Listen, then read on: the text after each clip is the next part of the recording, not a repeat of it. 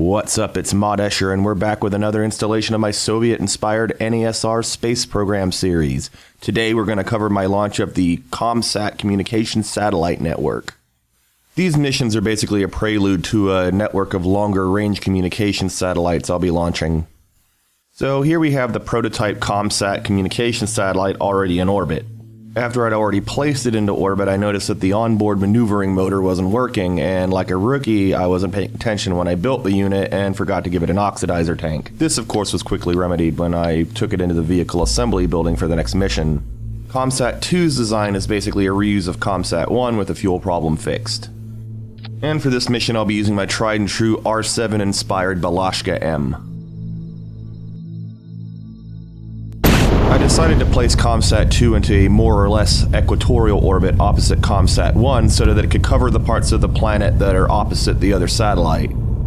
Of course, the launch was pretty uneventful, as I have done many Balashka M launches from the KSC. The use of this rocket for most of my missions has become more or less routine for me at this point, as it's basically become my workhorse. I like to think that a lot of Kerbal space program players have their own workhorse rockets that they basically just adapt and modify for whatever the payload or the mission calls for. So we've ditched the side boosters and the payload fairing, nothing eventful going on here. I burned the core stage a little longer before ditching it. This left me with the Block A upper stage. This was followed by an apoapsis kick maneuver, which I used to bring my periapsis out of Kerbin's atmosphere.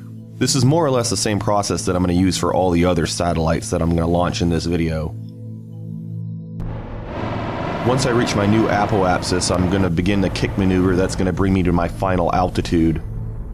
Since the altitude of Komsat 1 was roughly 934 kilometers, I decided I would do that for the rest of the Komsat satellites as well.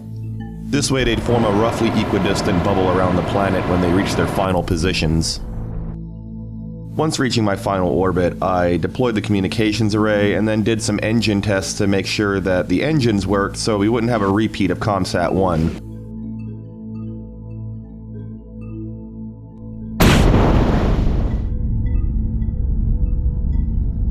With Komsat 3, I decided to send the satellite on a roughly 315-degree inclination. This would put the rocket on a roughly southeastward trajectory from the KSC.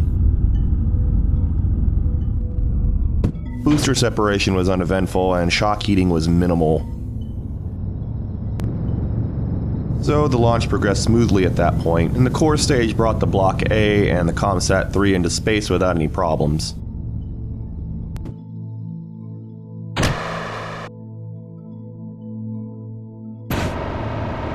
Once again, I performed my apogee kick burn and put it into orbit.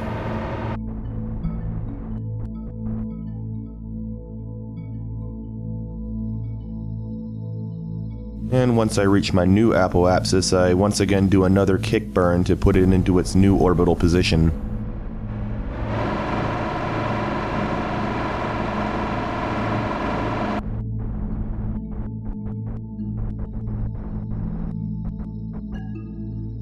I actually performed this mission on New Year's Eve, and I had plans that night, so I saved the game.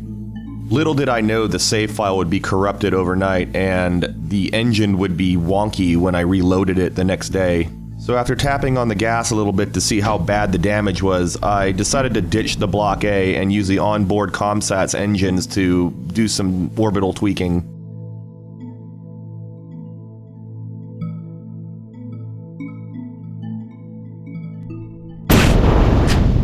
So after failing to put Komsat 4 into orbit, I decided to put Komsat 5 into the orbit that it would have gone into.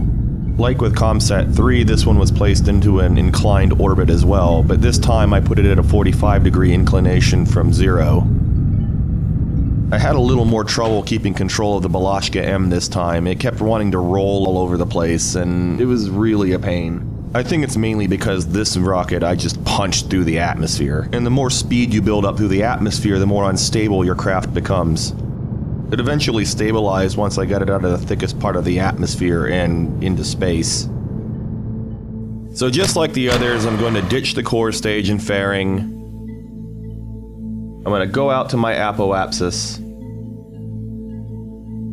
turn around, and do my orbital insertion burn.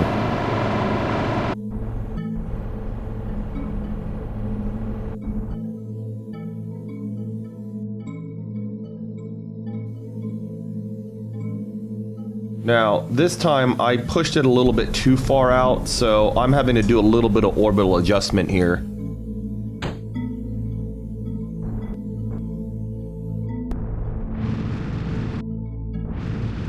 I decided to use the Komsat's onboard engine to do the rest of the orbital correction maneuvers.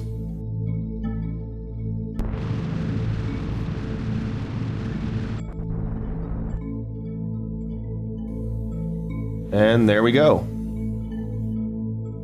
So this is just the beginning of my Komsat network. I've actually got 2 others in orbit right now, and I recorded the gameplay for those, but I'll save those for a different video.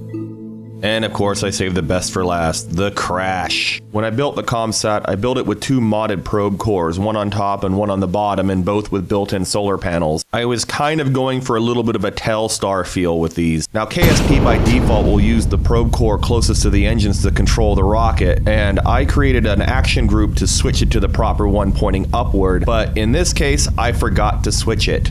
And as a result, after some time into launch, I try to do my gravity turn, and the whole thing just starts spinning out of control and goes into the drink. So with that, I'll end the video with this hilarious example of human error. Enjoy watching my failure.